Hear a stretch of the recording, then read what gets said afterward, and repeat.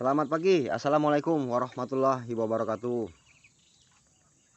Apa kabar teman-teman semua, sahabat petani dan peternak dimanapun kalian berada. Semoga selalu sehat dan selalu semangat. Oke, kali ini saya akan coba memberikan beberapa tips buat teman-teman semua yang mau memulai usaha ternak. Dalam hal ini ternak entok khususnya ya. Jadi di sini teman-teman saya akan memberikan beberapa poin yang mungkin bisa jadi rujukan atau acuan nantinya biar teman-teman tuh bisa sukses dalam beternak entok. Oke teman-teman, jadi poin pertama untuk para peternak muda yang mau memulai itu sebaiknya kita memulai dengan memelihara DOD teman-teman. Jadi DOD itu teman-teman yang entok kecil, anakan kecil yang baru berusia 0 sampai 1 minggu. Nah, itu kita rawat teman-teman. Kita beli bibitnya, kita rawat dulu. Nah, di sana kita mulai belajar prosesnya. Bagaimana siklus hidupnya, bagaimana pola makannya, bagaimana kita mendalami karakter unggas itu sendiri teman-teman. Jadi untuk awal ini nggak perlu kalian tuh beli indukan dulu untuk saran saya. Jadi untuk yang memang baru benar-benar mau mulai itu saya sarankan untuk membeli anakan kecil teman-teman. Nah terus yang kedua, untuk memulai usaha ternak ini teman-teman, kalian tuh nggak perlu mikir soal masalah kandang ya. Untuk kandangnya teman-teman. Jadi kalau seandainya entoknya itu kecil, entoknya itu masih umur 0 sampai 7 hari itu teman-teman, itu teman-teman nggak usah langsung mikir harus buat kandang yang besar, harus buat kandang yang memang udah jadi gitu loh. Kalau untuk DOD yang umuran segitu teman-teman, itu kalian cuman perlu membuat kotak kecil itu untuk tempat dia tinggalnya di situ teman-teman. Dan untuk kalau malam itu teman-teman bisa pasang lampu penghangat di situ. Nah, jadi teman-teman jangan langsung mikir, wah, saya mau mulai beternak, saya mau action buat kandangnya dulu. Nanti kalau seandainya kandangnya udah selesai baru saya mulai untuk beternak. Jangan gitu. Karena kenapa? Karena resikonya gede loh, teman-teman. Resikonya nanti kalau seandainya kandangnya udah jadi terus kita beternaknya itu kita masih bingung caranya, kita belum tahu caranya, kita belum tahu ilmunya, yang ada malah nanti ya kita rugi di situ. Dalam artian kita sudah mengeluarkan dana untuk membuat kandang, tahu-taunya pas kita jalannya itu teman-teman banyak halangan di situ. Makanya kalau untuk mulai ternak itu kita buat dulu kandang seadanya, itu kotak kecil aja, apalagi kalau untuk DOD. Nah di sana kita mulai berproses teman-teman.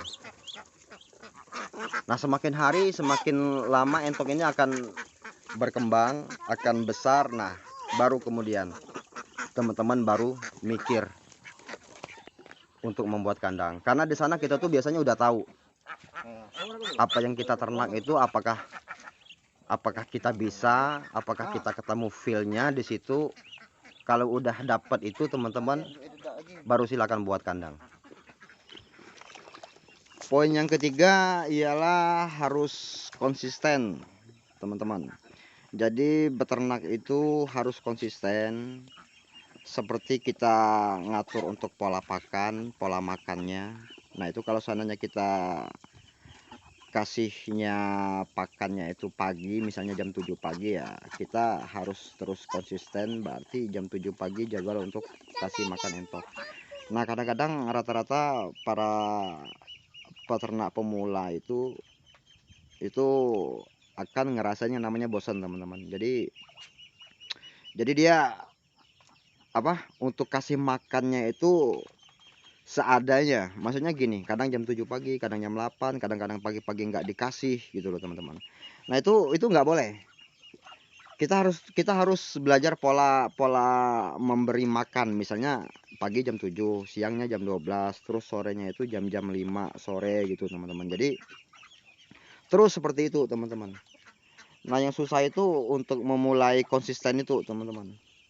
Jadi kalau seandainya teman-teman bisa konsisten di situ untuk pola pemberian pakannya, ya mudah-mudahan bisa lanjut untuk ternaknya. Karena menurut pengalaman saya di sini yang bikin males itu di situ teman-teman. Jadwal untuk pemberian pakan itu teman-teman. Jadi kadang-kadang entoknya itu atau bebeknya itu udah kelaparan, kita baru nyiapin pakan. Nah itu harusnya nggak boleh seperti itu. Oke, kita lanjut poin yang keempat. Poin yang keempat ialah kita harus banyak belajar. Nah, banyak belajar ini dalam artian kita harus mengetahui kalau seandainya entok kita sakit, kita sudah bisa cara penanggulangannya. Terus untuk kandungan kandungan pakannya gitu, teman-teman. Jadi kita bisa nanya ke para peternak yang udah senior di situ.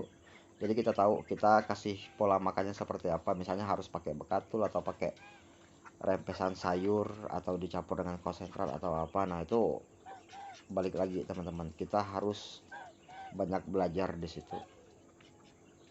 Belum lagi masalah apabila efeknya sakit. Nah di sini untuk belajar itu makanya saya bilang tadi kita bisa belajar dari teman-teman yang lain yang udah mulai duluan beternak, dan juga kita juga bisa belajar lewat ini salah satunya di YouTube teman-teman. Di YouTube juga sudah banyak konten-konten tentang masalah peternakan. Lagi ini peternakan entok ya.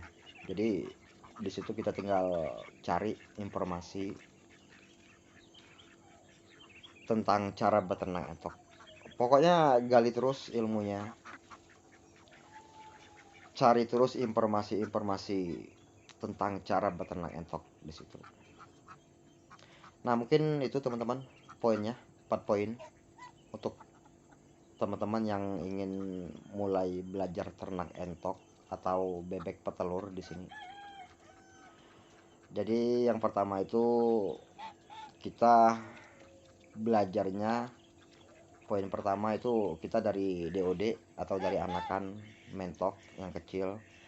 Terus yang kedua kita nggak usah mikir kandang yang mewah atau bikin kandang yang besar dulu. Pokoknya kita beli DOD dulu, kita rawat dulu, kita besarin dulu gitu. Terus yang ketiga kita harus tetap konsisten dalam artian cara pemberian pola pakannya, konsisten merawatnya, dan yang terakhir ini kita harus terus gali ilmu dan perbanyak ilmu tentang masalah peternakan.